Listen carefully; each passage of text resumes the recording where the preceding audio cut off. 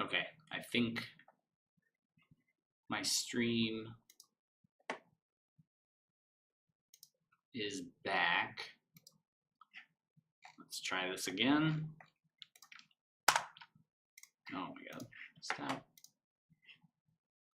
Refresh.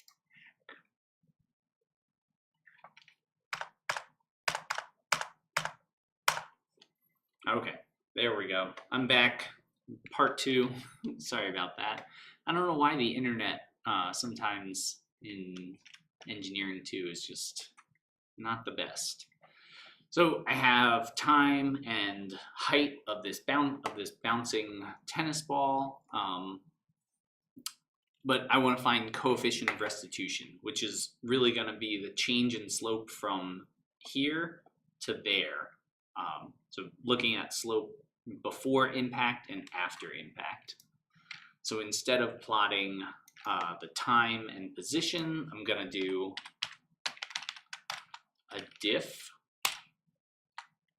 of YR and then NP.diff of THR, like this.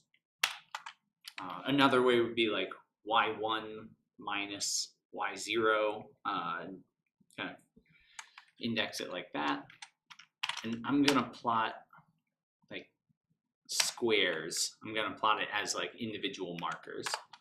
This was also something that I saw pop up a couple of times, was like, hey, how come X and Y don't have the same dimension anymore?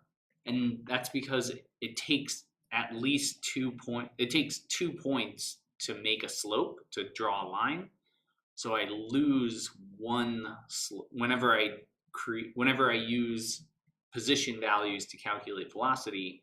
I lose one, either the beginning or the end. So if I lose the beginning one, then I'm using a backward difference method. If I lose the last one, then I'm using a forward difference method.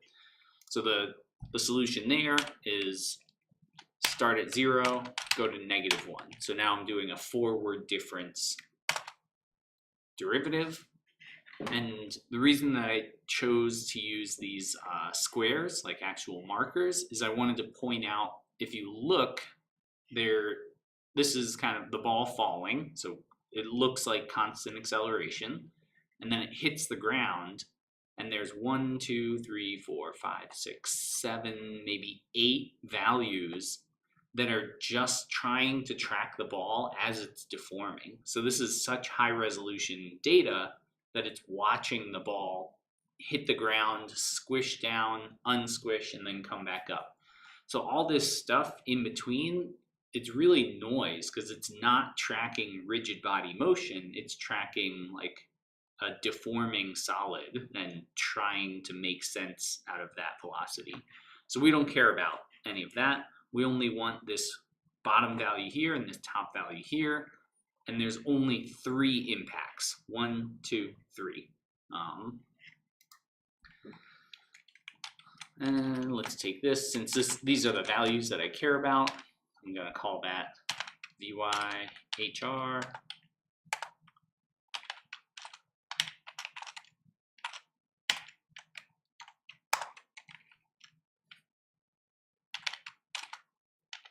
And let's do this.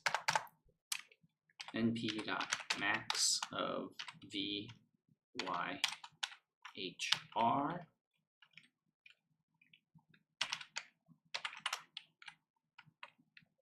and I think it's argmax of VYHR.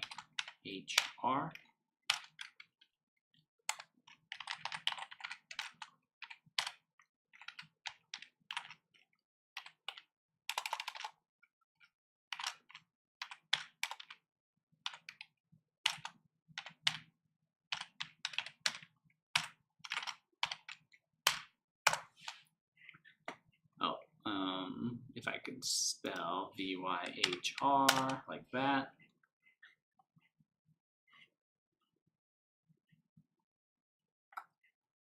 And I thought, let's see, 0 to 25 should be more than 25 values, right?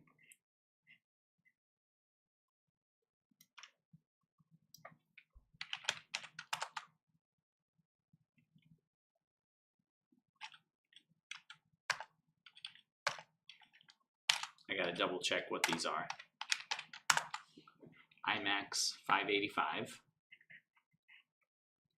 0 to 25. Oh, I see. Oh, THR, duh.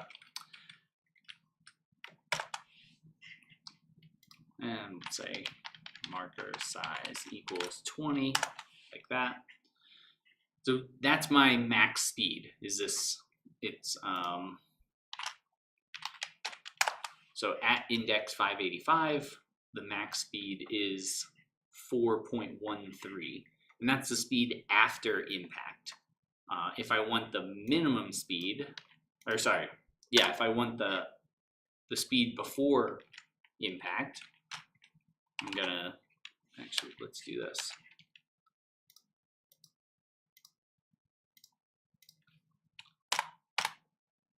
IN, like that.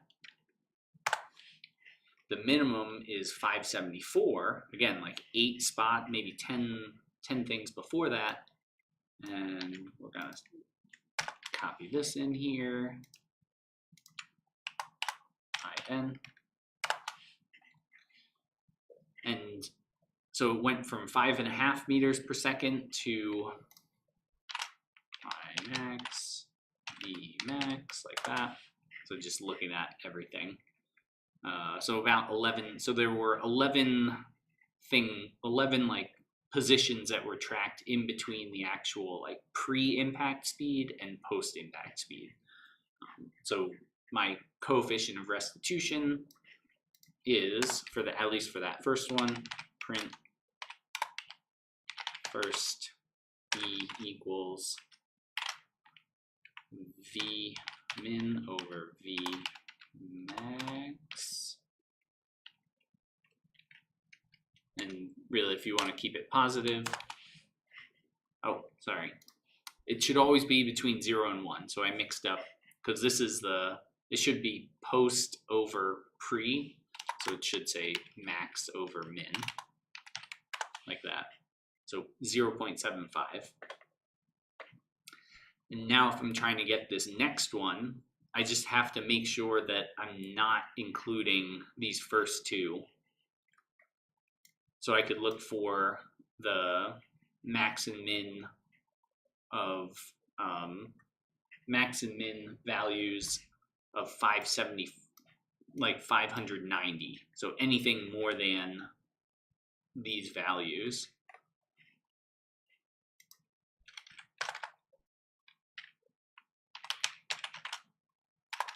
Call it like Vmax2 equals NP max of VYHR, and call it 590 through the end.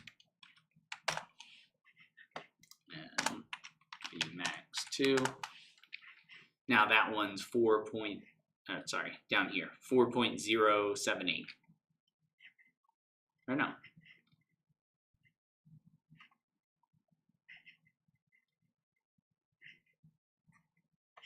That should be,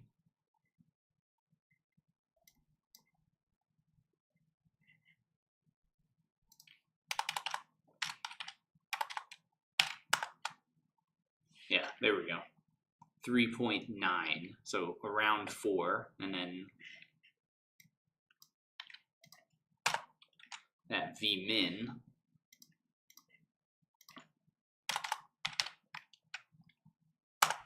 is going to be a negative 4.04. So as long as I'm cutting out those two min-max values, then I can grab the next ones. So we'll say second E is 2 over 2. Oh. Should be 0.75 again. So something happened.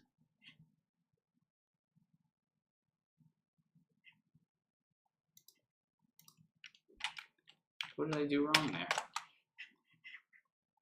3.97. What? What am I doing wrong here?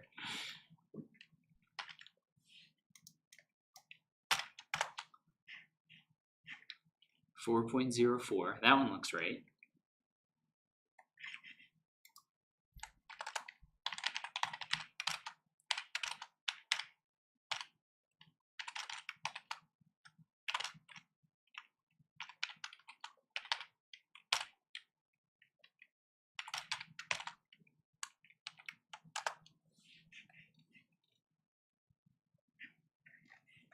Oh, I did the wrong one.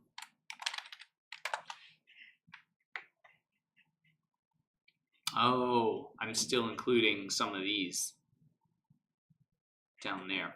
That's why.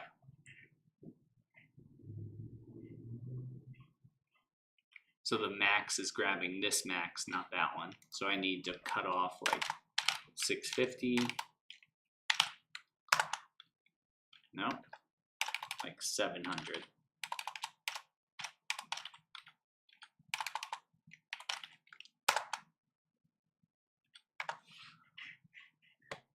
Or I could say like T more than 1.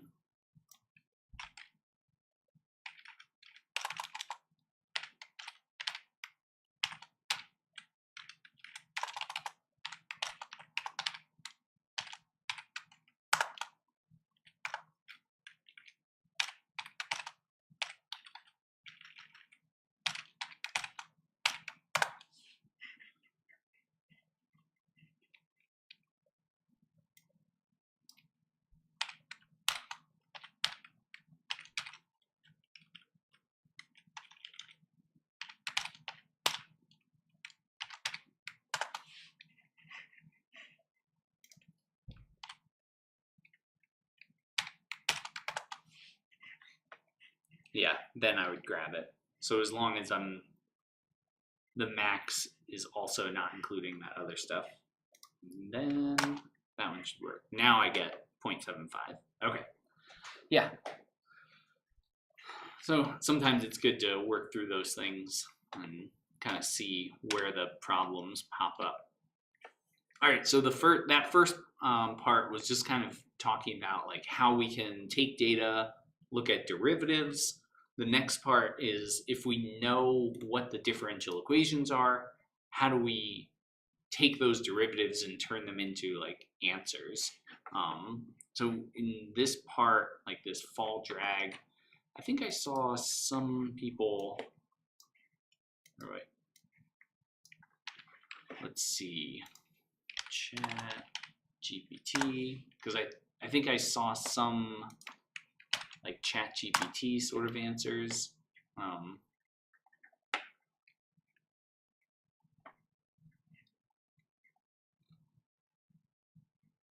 Cross-sectional area.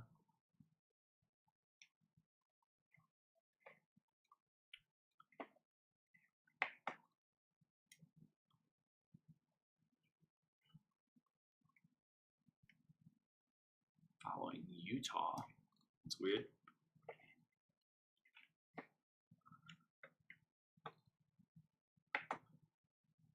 Yeah, so I think I saw something kind of like this in some of the answers.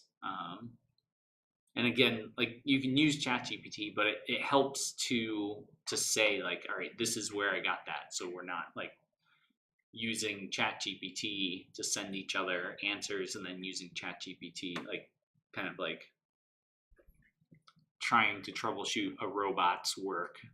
Let's work on like, okay, how did we get to that point?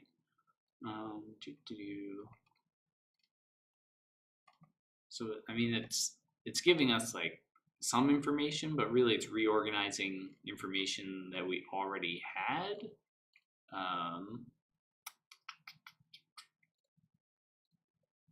Let's see, anything here worthwhile?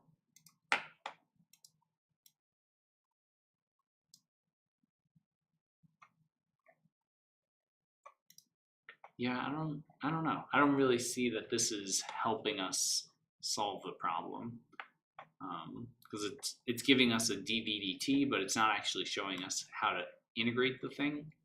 I don't know if it needs to like regenerate.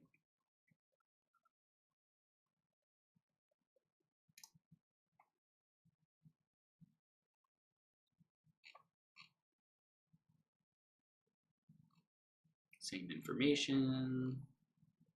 There we go. So dy dt, so v and dv dt. Okay, yeah, so it split it up, and this is like the main thing that we need.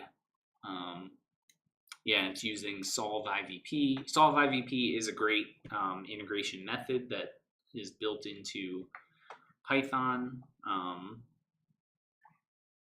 This one, it's not doing a great job plot because it should be falling rather than like flying upwards. But again, neither of these hit the ground. Like, does it not understand that? How did it get 3.0 seconds? Somewhere in here? That's when it hit 50 meters, but what is 50 meters telling us?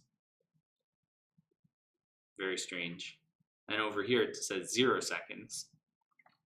Very strange. Anyway, okay. But it does give us something to start with. Oh, this is a weird way to do it. T-span and then star T-span? Like, why not just plug in 0 and 10 here? Okay. But we could grab. Let's try grabbing these.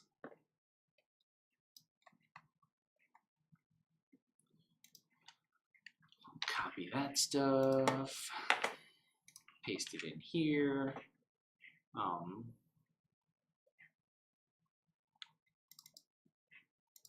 And what I would do is say from SciPy import solve IVP.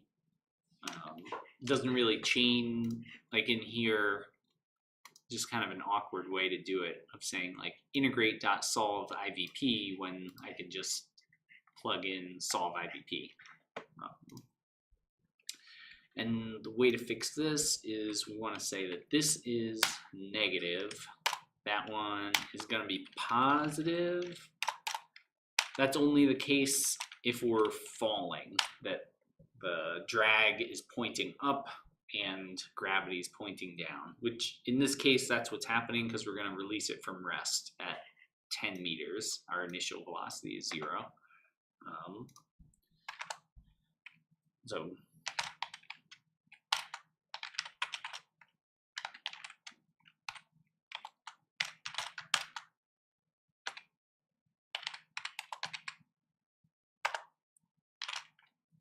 And the general like inputs for solve IVP, I need a differential equation that is a function of t and this is called the state. So in our case, the state is the height and the velocity. Height, oh, I can't spell. Height, comma, velocity of falling tennis ball. And then down here, this is height for a lacrosse ball. Then I have to give it its initial and final time. So I'll start at 0, go to 10, and then, well, let's just go to 3 seconds. And then I want to start at 10 meters high with 0 meters per second. And I like to put these on new lines. Time 0, ... 3. Woo! Excuse me. Initial conditions, 10 meters, 0 meter per second.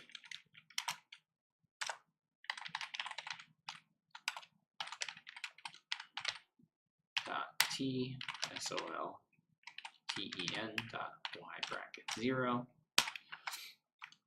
And actually, yeah, let's just take a look at what is it giving us. So when I tell it solve IVP, solve this problem for me, as long as the outputs are derivatives of whatever the inputs are, then it can step through in the same way that in module 1 we were looking at like Euler's method to integrate equations. there's more advanced ways to do that, and this is using what's called a Runge-Kutta 4-5 method. In the readings, we look at like a Runge-Kutta 2 method and then a modified Euler method, but there's all different ways. And it gives us a whole bunch of outputs, right? Like this SOL, the solution from solve IVP tells us, hey, success. I evaluated your function 38 times. Not super. It can be helpful if you have a function that takes a lot of computational power to run the derivatives, and maybe that would be worthwhile to try to reduce it. It gives me a time array. So these are all the points in time where the state was solved for, and our state has two values in it. So the first row is going to be the height, and the second row is going to be the velocity. So let's plot the dot t and SOL 10.y first row. And it looks kind of broken up, like it's not a smooth curve. So if I want to make it smooth, I can force it to be smooth with t eval equals, let's do like a lin space from 0 to 3. And now I have like a nice smooth, where it evaluates 50 data points along that curve. And we can do this again for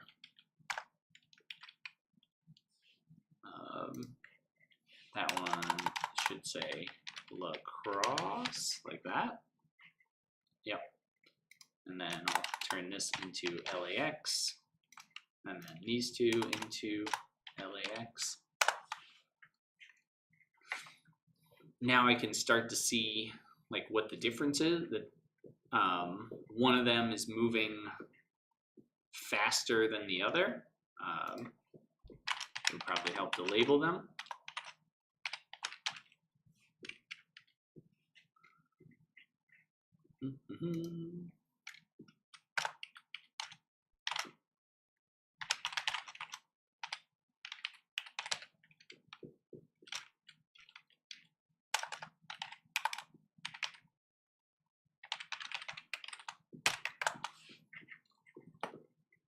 So tennis ball, the longer we hit the ground when this is equal to 0.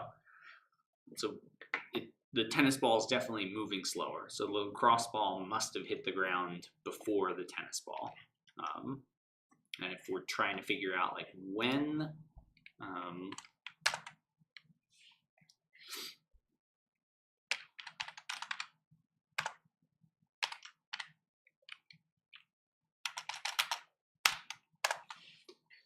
we're not going to find here. Oh yeah. We're not going to find the time like when it's exactly equal to 0, because it doesn't actually have a time when it's equal to 0. Oh yeah. It starts at 10, keeps decreasing, decreasing, decreasing. Then at some point it was at 0.5, and then the next step it was at negative 0.4. So one way we could do this, like if you wanted to get more involved, like you want to actually see it bounce. No, I don't want to take up too much, but you could say like if y is less than 0, then v equals negative v, or like negative v times 0.75 or something, like have it bounce off the ground. So somewhere in here, like between here and here, that's when we hit the ground.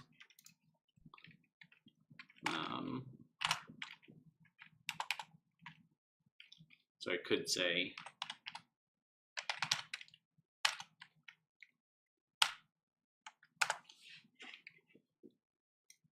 right there.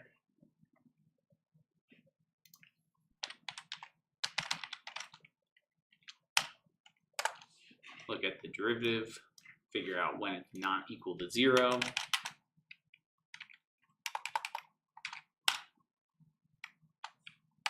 equal to 0. And there's only one time when that happens.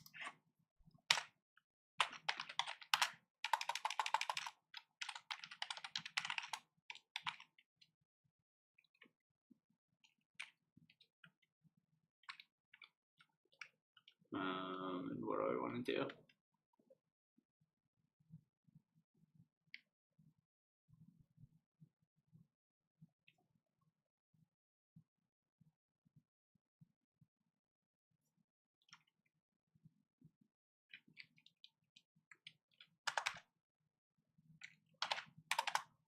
And we want to say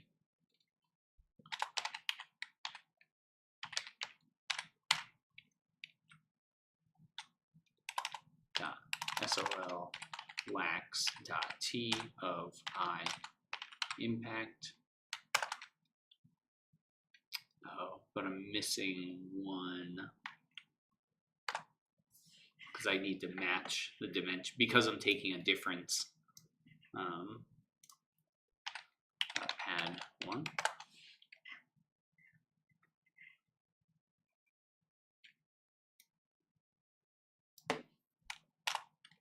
I just want to add one value of 0 on the other side, right?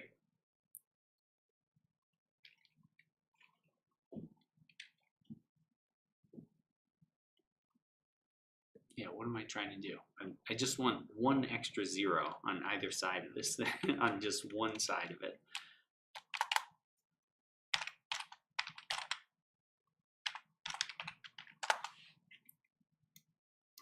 np.pad. So there's a pad.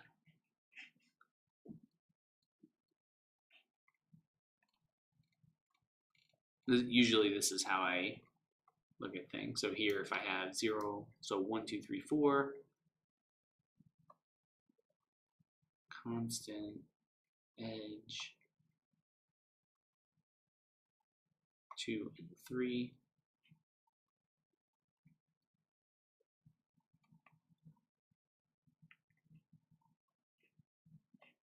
Yeah, so I could just do this.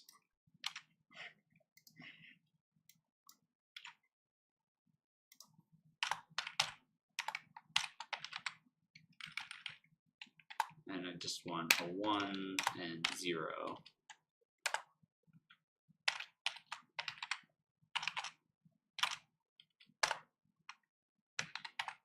And there's more than one way to do this. But I was just trying to figure out the time that I have here. And I was just trying to add one extra thing here. So here, lacrosse ball impacts there. I'll do CV. And now place these with TEN. And I get 1.53 to figure out like when, at least the closest value that I have right now to when this thing hit the ground. And again, there's more than one way to do this, but one way would be doing that pad, figuring out. Okay, so that was one example. We used ChatGPT to get our differential equations. So this time, let's start off with the differential equation and write from scratch what our like function is supposed to be. So we have some initial setup for this pendulum equation. And what I want to do is return two derivatives. One of them is d theta, so that's actually one of my inputs. Oh, so I already have that one set up. So derivs is d theta. Then this one is going to be that negative g over L times that sine of theta. So I could just copy this over, right? And make sure that is there. I always find it helps to test the function. So right now, I'm supposed to give it one state, one angle, and one angular velocity, and it's supposed to give me an angular velocity and an angular acceleration. So let's try it. 0, and 0. Not very interesting, but, and sine is not defined. So it would help to use the NumPy version of sine. So now if the pendulum is at angle 0 and it's not moving, it has 0 velocity and it has 0 acceleration. That makes sense. It's right in its equilibrium point. So now let's see what happens if we have pi over 2. So it's over at 90 degrees. Now it's going to be negative g over L. So g is 9.81. L is 1 times the sine of 90, which is 1, so negative 9.8. Cool. And since I'm not moving fast, then I have 0 velocity versus like 5 radians per second. Now I have the derivative of position of this angle is 5 radians per second. So it seems like things are working. That's my like troubleshooting step, is plug in a few different values, see if they make sense. One thing for most differential equations, most like engineering problems, if you enter a positive angle, it should give you a negative acceleration. And same thing for like springs. If you're giving it a positive, if I stretch x in the positive direction, then there should be a negative kx bringing it back. It's called a restoring force. So positive motion, positive like positions should be negative accelerations. Not always, like there's also like damping and stuff, but for the most part, if you have 0 velocity and a positive position, most of the time there's a restoring force, so negative acceleration. Cool, just making sure that I'm still connected. And now, instead of using, oh, and there's a typo in here. This should say sine of theta, because that's what this one's supposed to be. If you use cosine of theta, then you're just redefining what the angle 0 is. It's just kind of a weird way. And do we want to use solve IVP here? Let's use Euler method to start. So we'll come up here, step to the future, free fall. Here's my Euler step. And all of these integration methods, the steps are in the reading. So if I'm asking you to use like a Hewn step or the Hewn method, it's in the reading in here. This one only has Euler step in reading 1. So let's try Euler step.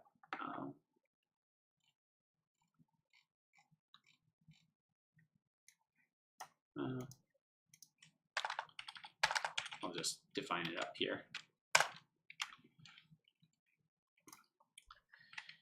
And the reason that I'm doing this is it kind of breaks down how solve IVP is working. So solve IVP did a lot of stuff in the background to like fill up these things. So let's take a look at what it does step by step. First, we're going to create, let's say 0 to 4 seconds. Time is always an independent variable, at least for these like differential equations. Like there's no, we never solve for time given the state of a function. I mean, we could do that, but in general, time is our independent variable. So we're going to define time however we want. And let's do 101 steps. So there's 25 steps per second. Every second we have 25 steps. Yeah. So dt is going to be t1. Oh my god. T1 minus t0. Now I can set up the state of my pendulum. So I'll call it like pend is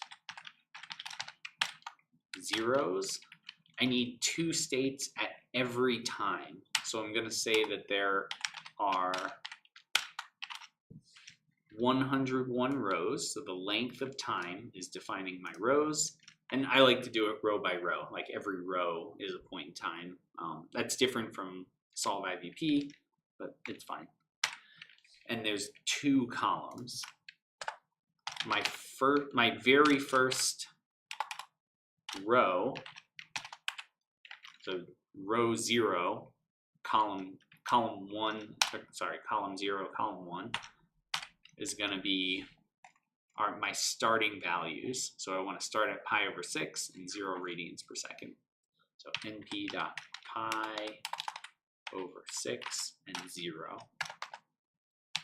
Now for every other, for pendulum 1, 2, 3, 4, 5, all the way up to pendulum PEND 101, I need to solve for the current position and velocity based on, solve for the next position velocity based on the current position velocity for I in range 1 through length of t.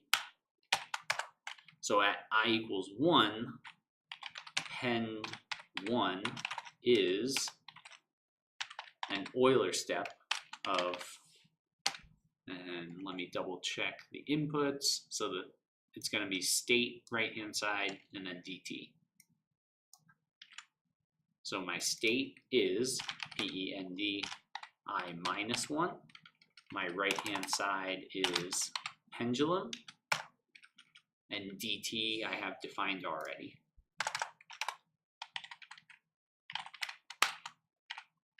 So now I'm just going to plot t and PEND all the rows of column 0. And what I see here is I start off, and let's multiply by 180 over pi. So I start off at 30 degrees, I swing down to negative 35, then I swing up to 45, then I swing down to 50, then back up. So something's weird here, because pendulums are not infinite energy machines. They're not like creating motion just from the fact that I released it from 30 degrees. And really what's happening is it's not converged yet. Like Euler method is not good, especially at these like oscillating kind of things. So I need a lot of time steps to get this thing to settle down and stop having motion. And that's what this idea of convergence for numerical methods is that the smaller dt gets, the better my answer becomes. The closer it becomes to an actual like exact solution of a differential equation. I have to get bigger and bigger and bigger for that Euler step. Versus if I come back here, is a step to the future. Oh, yeah, this one still the same thing.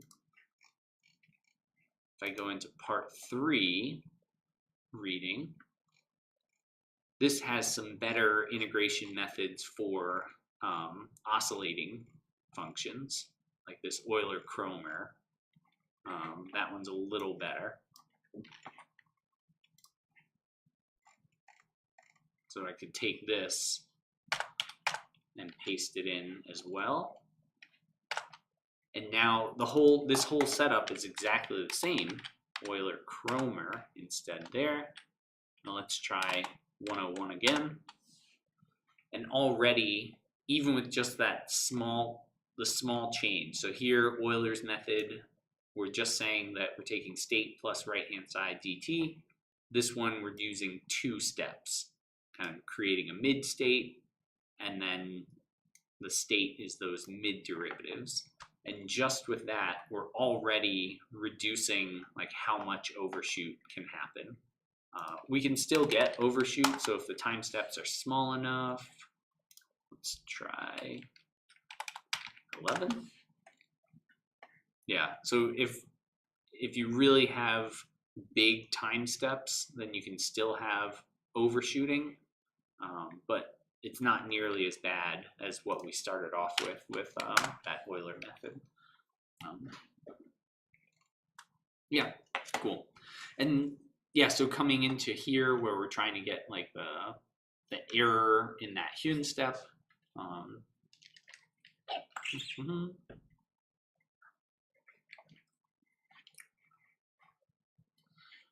Let's go back into that oscillations part, because what we can do is just look at how this convergence is set up. So I'm going to do a kernel restart run all. Let's just try that. And go all the way back up here.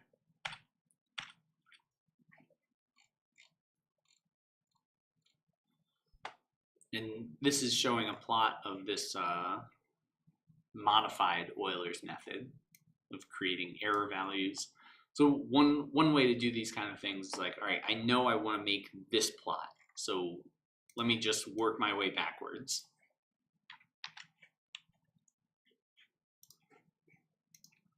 So I know I want this, but instead of modified Euler, I want to use Hune's method.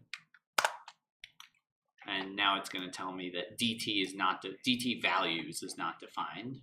So I'll come back in here, like, okay, dt values, that was defined somewhere up here. So let me grab this.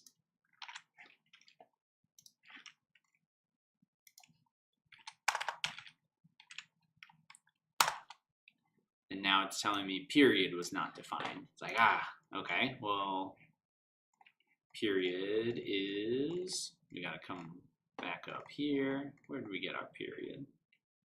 1 times period. Oh my God. Way up there. In here.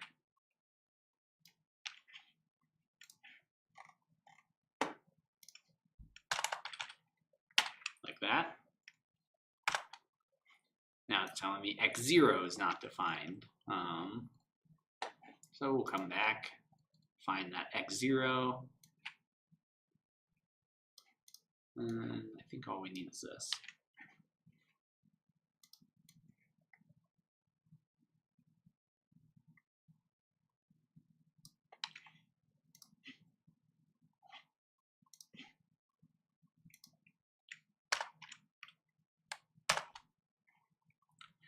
And then this RK2 step is not defined, but I don't actually want to use that RK2 step. I want to use a Hune step.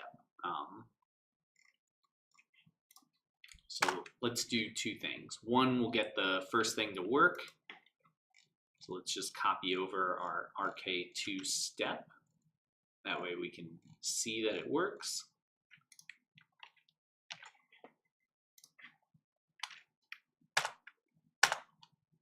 Now spring mass is not defined. And we'll go find spring mass. Scrolling up, get error, convergence, give me that spring mass. Euler Cromer. Here we go.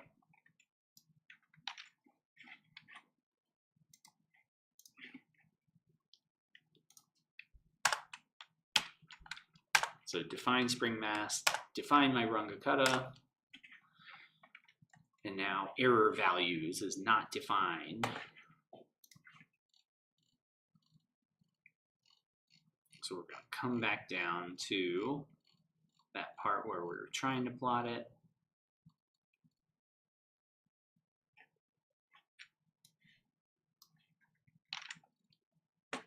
And we'll grab this one. Well, yeah, we'll grab this one.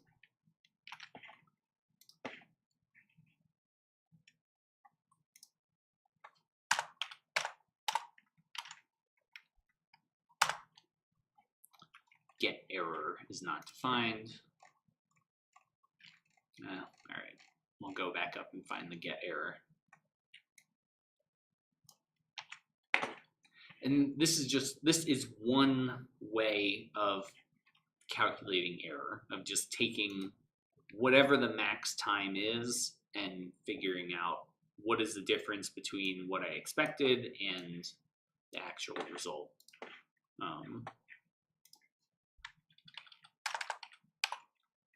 So get error is that, what is our capital T? And capital T is like the final, is one period later. So that's fine. And there we go. Now we have, we're saying that it's a Hume's method, but we're actually using that RK2 method. So the only thing I need to change now is change this from RK2 to Hume step, like that. And I'll add that Hume step in here. And I think Hume step, there's Rungekutta 2. And here's my implicit Hume step.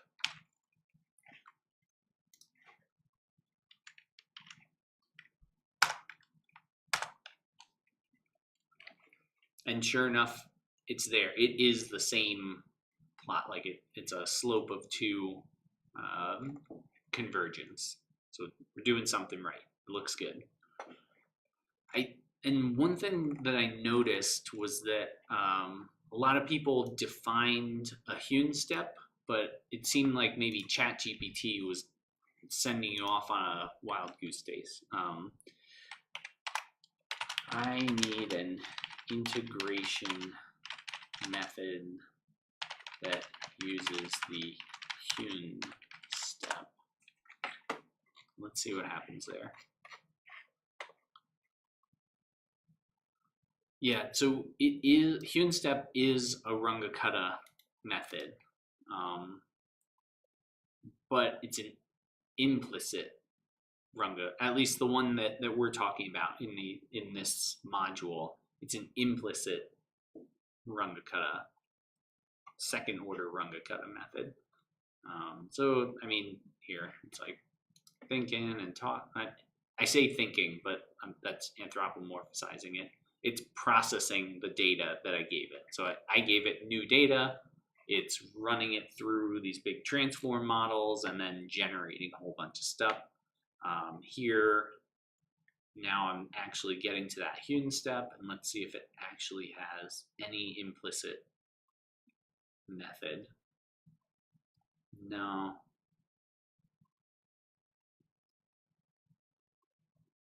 So it's using a 2-step integration method, but it is not using an implicit integration method.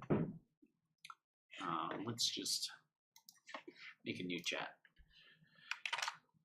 I need to integrate this function using an implicit Hume method. Oh, and I gotta give it, I was trying to give it my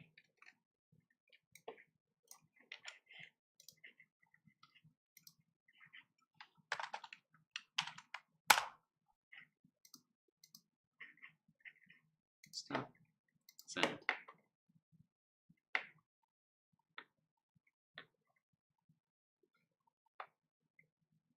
But I don't want implicit trapezoidal. No, that's not implicit.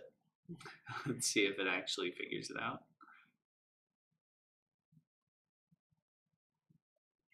States times.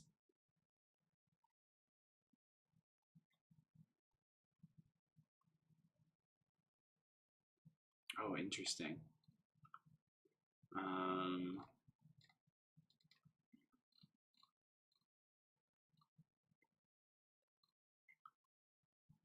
So for some reason, it's defining a Newton-Raphson method for this convergence method. I think that'll work, but but really the main thing that we need for an implicit method is some kind of check. So here, this step right here is an Euler method. Like that is the Euler integration method. The thing that makes it an implicit method is that we're going to calculate make a new state, and that state is the right-hand side plus right-hand side of next state divide by 2. So taking the average of my predicted state and the average of my current state and the predicted state, and figure out like, is that close? Then the error is going to be the difference in how much that changed. And when it stops changing, then I'll break and move on to the next state. I'll return that next state value. This is what every implicit method has, some kind of iterative correction where it's going to keep checking until it reaches some kind of tolerance. So implicit methods always have some kind of like error tolerance where they're trying to converge to it. And then usually some kind of like max iterations, like I don't want it to run for like 6 billion times in here. Usually it converges within 3 or 4 steps. But that's what we're looking, when we're looking for an implicit method, we need some kind of iterative correction. That's what makes it implicit. Explicit methods, sometimes they get more advanced, like there's even Runge-Kutta 4.5, which is still explicit, but it's using 4 different mid-state things on each integration step. But anyway, yeah, I noticed, and this is something that the first time you run into this, doesn't really make sense what the difference is between explicit, implicit. Like, why would you use one or the other? Or why not just always use one versus the other? Explicit is generally always faster and usually good enough. Implicit is much better for things where there's like oscillation or it's nonlinear problems, where there's more things changing. Implicit methods are usually better, but they take longer to run the same code.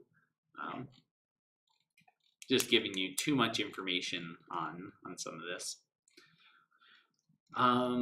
The one thing that I noticed here was, here if we grab these, so we'll say X and V are equal to the state, and then derivs equal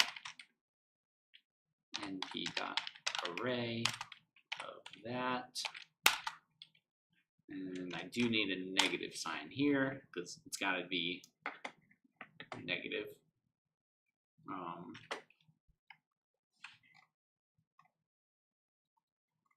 And let's say W equals 2 and zeta equals 0.2, like that.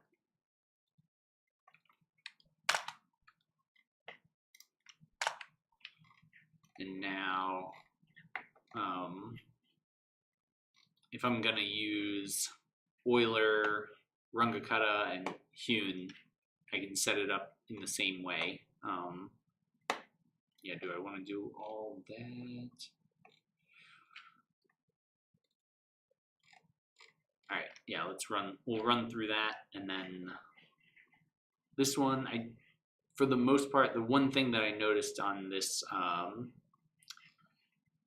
part 3 was this, really the thing that we're trying to find the 0 of is this function minus 0.5.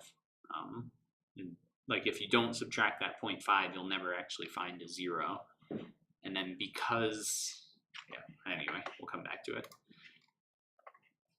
Okay, so we need y Euler, well, let's say T is lin space from 0 to 4, y Euler, 0's length of t and 2.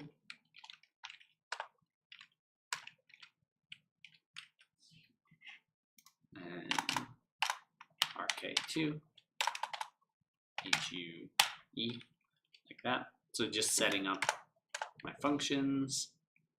And is there no?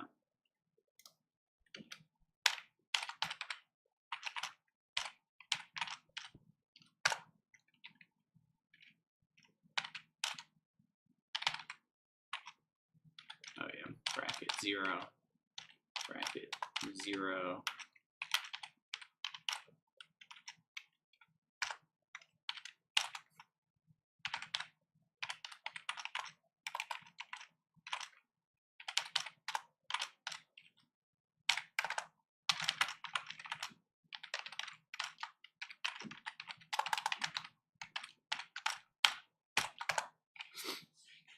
And grab all 3 of these, just paste them down here, put those in the for loop, and that way I can do a couple of these at the same time.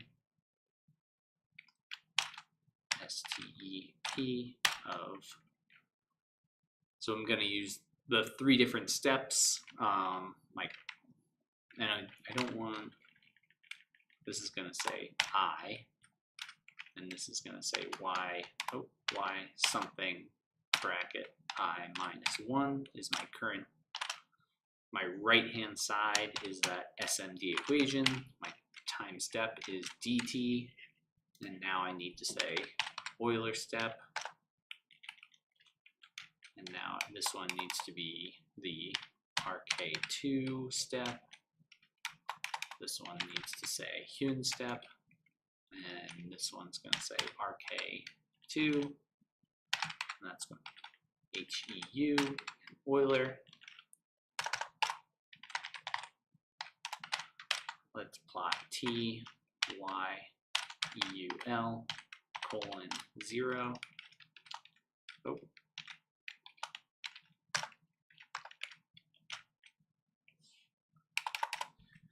RK2, HEU.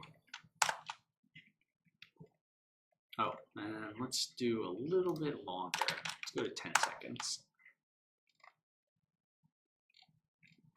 Well, it doesn't look great.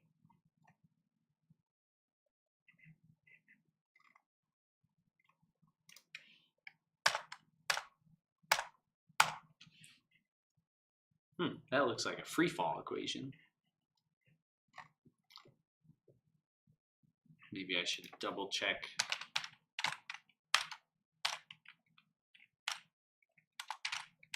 Q, 0.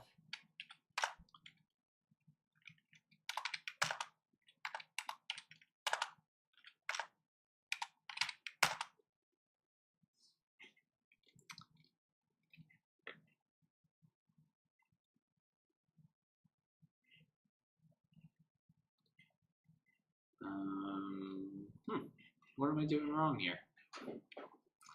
Because it just keeps falling, and it's and it seems like kind of slow. Oh, I didn't calculate a new dt. Duh.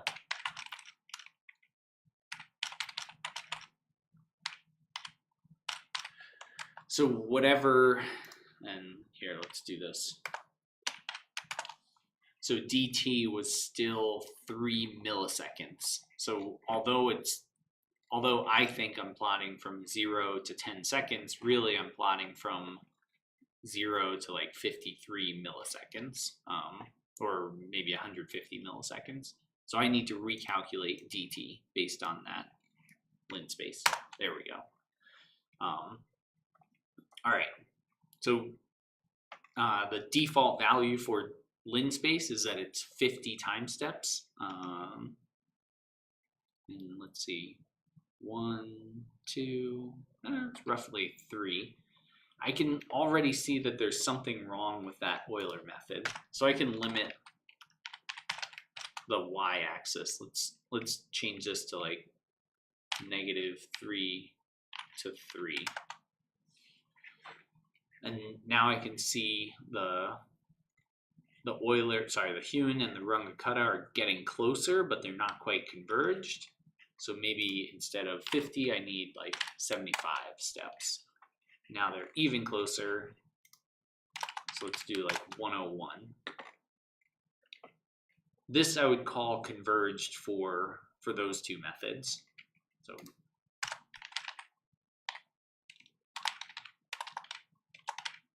title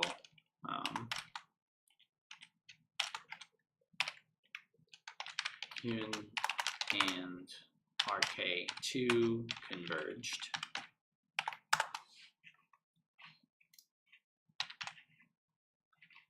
So I just copied it and pasted it again, and I need a lot more time steps. So let's go up to like, because Euler is still nowhere close to what that spring mass damper is supposed to look like. So let's do 1001. Now it seems like it's a little closer. Maybe I could bump it down by a little bit, like 901. Yeah, so like 900, let's do maybe 700. And now I can say Euler and Hyun and Runge-Kutta are converged. So I have two different plots, one where just Hyun and Runge-Kutta, and then one where all three converge to each other. So yeah, if I left you a comment of like, how do you know when Euler converged, then that's kind of what you're looking for, is like, when did these two converge? Because they'll both reach the same point for roughly the same time step, and then Euler is going to take a lot smaller dt values.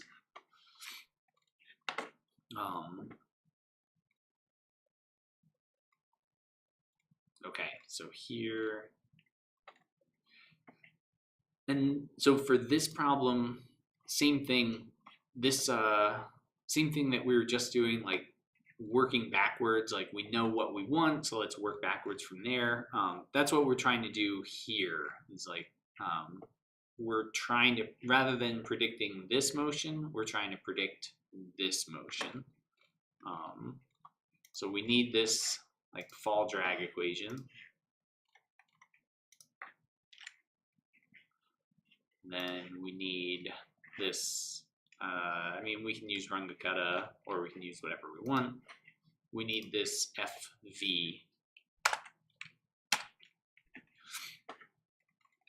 So what FV is doing is defining a function where when we plug in the correct V0, it will be 0. And Y bounce and T bounce.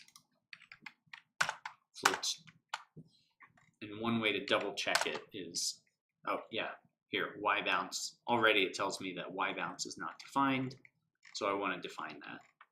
I'm going to say Y bounce equals Y bracket I0 through IE.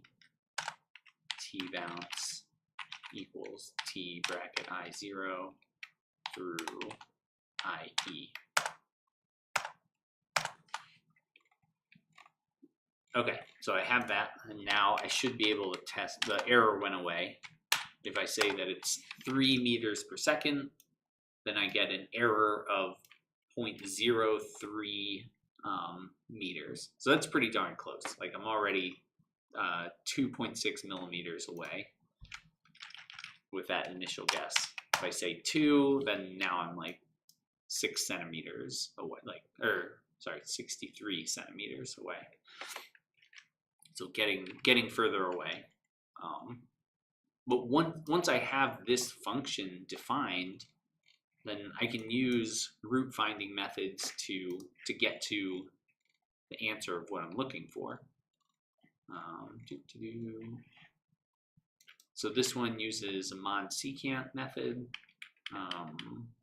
We don't have to. We can use mod secant if we want. It's going to tell us like, hey, mod secant's not defined. It's like, all right, well, let's just go define it then.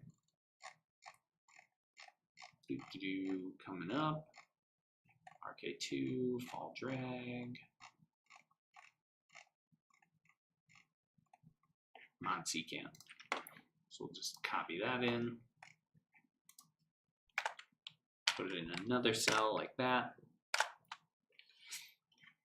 And 3 meters was pretty close. Now it says that it's 3.04 meters per second was like that initial speed.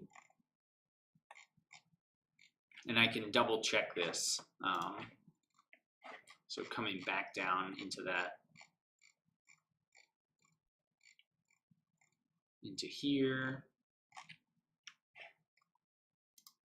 So I'm going to copy this one and then also copy the plot just to reduce like how much stuff. And then so I'll drag and is this going to work? Yeah, cool. That worked pretty well. So I start here, bounce up, and then end up down there. But instead of using this value of 3, I'm going to use this value of V0. V0, like that. And now, initially I'm here. The initial speed is correct, so that at the end of that time, I end up right back where I was before. Cool. And that was the main exercise here, is kind of working your way backwards, like and going through the same exercise of doing this shooting method, but doing it for the next bounce.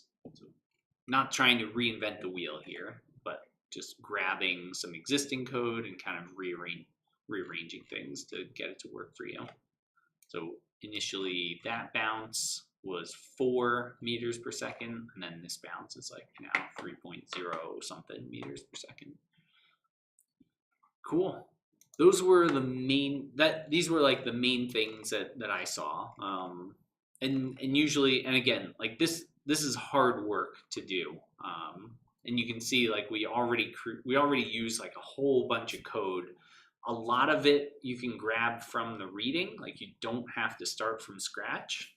If you are starting from scratch and you're trying to like pull in ChatGPT, cross-reference whatever you're getting from GPT with the readings that are in the material.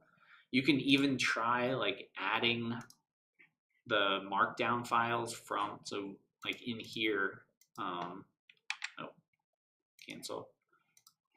You can try adding like this markdown file if you want to download as MD and then upload that to ChatGPT. That might help kind of give it a little bit more information as to like what an implicit method is and what kind of convergences we're looking for.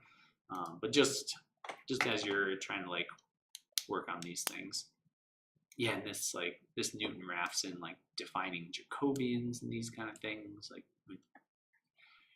it's a little bit extra. We don't need that. Yeah, numerical Jacobian.